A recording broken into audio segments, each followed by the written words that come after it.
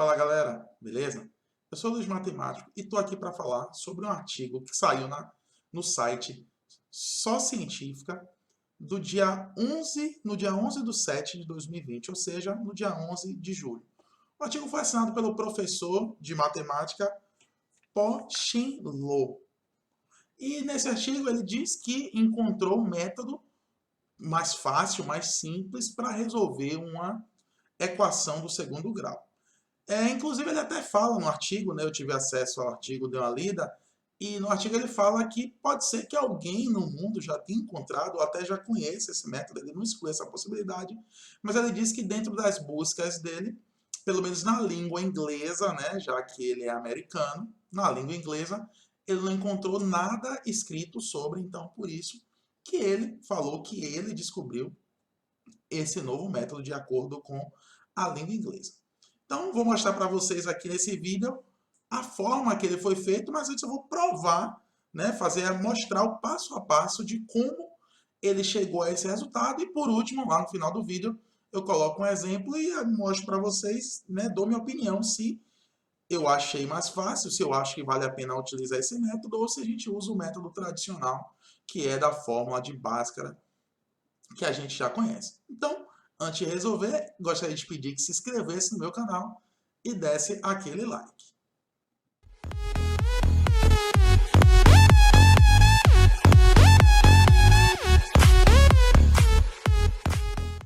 Então, feito isso, vamos lá. Ele parte do pressuposto seguinte, a gente já sabe, né, que na equação do segundo grau a gente pode utilizar a fórmula da soma, né, que seria a soma é o oposto de B sobre A, né, e tem a fórmula do produto, que a fórmula do produto é C sobre A. E aí ele começou, logo, né, antes de fazer, ele começou fazendo o teste pela soma, que a soma é x1 mais x2, né, que é menos b sobre a, e o tal produto é x1 vezes x2, que vai ser c sobre a. E ele primeiro partiu pelo pressuposto da soma. E aí ele provou o seguinte, ó. Ele mostrou o seguinte, que essa raiz, né, esse x1 e x2, quando você pega ela aqui no gráfico, deixa eu desenhar o gráfico aqui para a gente dar uma olhada no gráfico, o esboço de um gráfico, a gente tem aqui uma parábola. Né? Vamos fazer de conta que a gente tem aqui uma parábola. Esse ponto central aqui da parábola, que a gente conhece isso como x do vértice, que por sinal o x do vértice é o oposto de b, só que sobre 2a, e aqui na frente eu tenho o x1 e aqui eu tenho o x2. E aí ele diz o seguinte, né, que isso aqui para a gente é até óbvio, que esse ponto central, quando você soma ele a um valor, já que ele é o meio, né, a média aritmética das duas, a soma das duas raízes, né, esse valor aqui, o x1 é esse x do vértice mais um determinado valor, vou chamar de t, e o x2 seria o x do vértice menos o mesmo valor, já que ele é o meio, chamado de t. Então ele parte desse pressuposto, que o x1 é o x do vértice mais t, e o x2 é o x do vértice menos t. Então vamos provar aqui para ver se isso é verdade aqui dentro dessa fórmula da soma. Então eu vou colocar ali, no lugar de x1, eu vou colocar x do vértice mais t, isso somado com x do vértice menos t. Isso aqui é igual ao oposto de b sobre a. Sobre a. Então vamos lá, ó. Eu tenho aqui uma soma, eu tenho x do t aqui positivo, t aqui negativo. Então eu vou ficar, se eu somar, eu vou ficar com duas vezes o x do vértice, isso aqui é igual a menos b sobre a. E aí o que eu vou fazer? X do vértice, né? Eu vou passar para lá dividindo, aí eu vou ficar com menos b sobre a, E a gente sabe que quando a gente divide fração, a gente pega a primeira e multiplica pelo inverso da segunda. Logo, x do vértice, eu chego em menos b sobre 2a, que é o que a gente queria provar, né? Como a gente queria mostrar aqui que o x do vértice é o oposto de b, menos 2a. Aí, isso é uma das formas que ele mostrou que isso aí você chega na confirmação de que o método da soma ele é válido. Mas ele fez a prova mesmo desse novo método a partir do produto. Então, vou dar uma apagadinha aqui no que foi dito e a gente volta com a parte do produto. Então, olha só. Então, fazendo a mesma coisa na parte do produto, a gente sabe que o x1 vezes o x2, isso é igual a c sobre a. Então, eu vou substituir, né? Quem é o x1, na verdade? O x1 é o x do vértice mais t. E o x2 é o x do vértice menos t. E isso aqui é igual a c sobre a. Mas observe aqui, meus amigos. X do vértice mais t, x do vértice menos t, isso é um produto notável. É o produto da soma pela diferença, que é a ao quadrado menos b ao quadrado. Então, eu vou escrever isso aqui como sendo x do vértice ao quadrado menos t ao quadrado. Isso aqui é igual a c sobre a. Mas quem é o x do vértice, né? Quem é o x do vértice? O x do vértice vai ser menos b sobre 2a. Isso aqui é elevado ao quadrado. Menos t ao quadrado também. Isso aqui é igual a c sobre a. E aí, só resolvendo aqui matemática, né? Como é negativo, base negativa, expoente par, isso aqui vai ficar positivo. Então, eu vou encontrar aqui b ao quadrado sobre 4a ao quadrado menos t ao quadrado. Isso é igual a c sobre a. Passar uma linha aqui para a gente avançar aqui na segunda parte. Eu vou colocar isso aqui em função de t, tá? Então, eu vou colocar menos t ao quadrado é igual a menos b quadrado sobre 4a ao quadrado mais c sobre a. E aí, vou multiplicar por menos 1 para tirar aquele t lá de negativo. Então, eu vou ficar com t ao quadrado, que é igual a... O b vai ficar positivo, então vai ficar b ao quadrado sobre 4a ao quadrado menos c sobre a. Bom, agora eu tenho que tirar esse denominador. Então, eu vou fazer o MMC. T ao quadrado é igual a... O MMC de 4a ao quadrado e a vai ser 4a ao quadrado. Então, 4a ao quadrado dividido por 4a ao quadrado fica 1 vezes b, b ao quadrado, menos 4a ao quadrado dividido por a dá 4a vezes c, então vai ficar 4ac. Aí o que é que vai acontecer aqui? Quando eu fizer a raiz de t, eu vou fazer a raiz quadrada de b ao quadrado. Vocês já conseguem perceber que a gente chegou numa fórmula que a gente já conhece, né? Esse 4ac é conhecido de nós. Sobre 4a ao quadrado, a gente vai chegar no seguinte, ó. O denominador, ele tem raiz, então vai sair como sendo 2a, e a gente vai ficar com a raiz de b ao quadrado menos 4ac.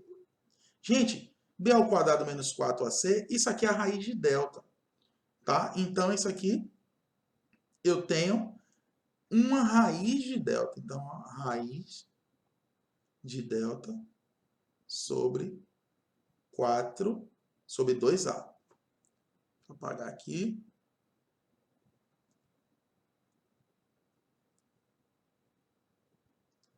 Apagando aqui, nem vou fazer adição no vídeo. 2a.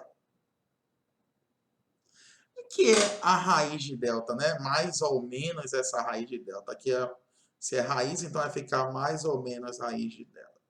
Delta sobre 2a.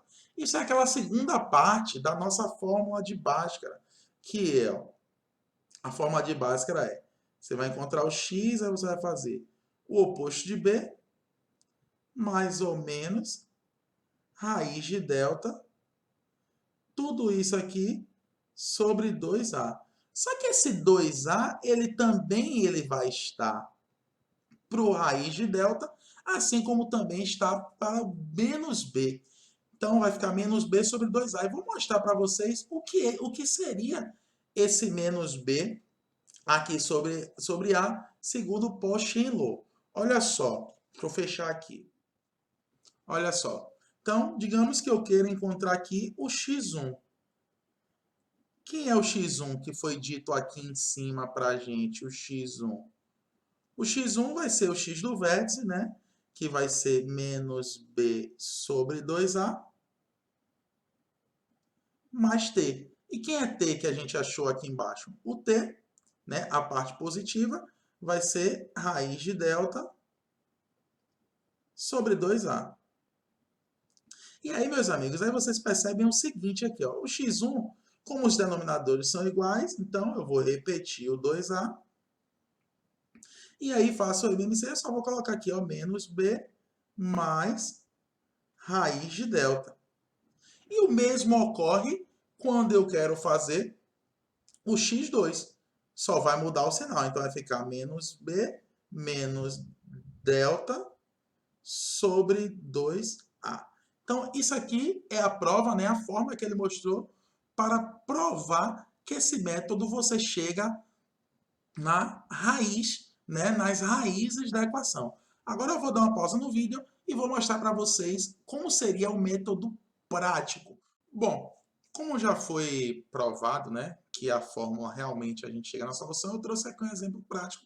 Trouxe uma equação de segundo grau, né, x ao quadrado menos 8x mais 12 igual a zero, e vamos fazer o uso. Então, já assumi aqui nesse canto que o x1 é menos b sobre 2a mais t, e o x2 é menos b sobre 2a menos t. Só que quem seria o menos b sobre 2a? Então, esse menos b sobre 2a aqui vai ser o oposto de b, no caso seria 8, sobre 2 vezes 1. Isso aqui vai dar 4. Então, vou colocar aqui 4 elevado ao quadrado. Aqui surge a primeira dificuldade, né, que foi dito, né, que eu também achei, é o seguinte: esse método ele é muito mais válido quando você tem o a igual a 1. Que esse caso, que por exemplo, aqui também você vai ter só o c aqui, no caso seria o 12, vai ser o 12 sobre 1. Então, quando o a é diferente de 1, a é um número negativo, ou é um outro número positivo diferente de 1, você consegue fazer? Consegue, mas termina tornando essa forma inviável. Então, quando ele disse que é um método mais simples de resolver a equação, acredito eu que ele quis dizer que seria mais simples quando você tem o valor de A igual a 1. Aí vamos lá, mas funciona também para outros valores de A. Então vamos lá, menos, né, t ao quadrado, isso aqui é igual a c. Então, nesse caso, c sobre A é 12 sobre 1.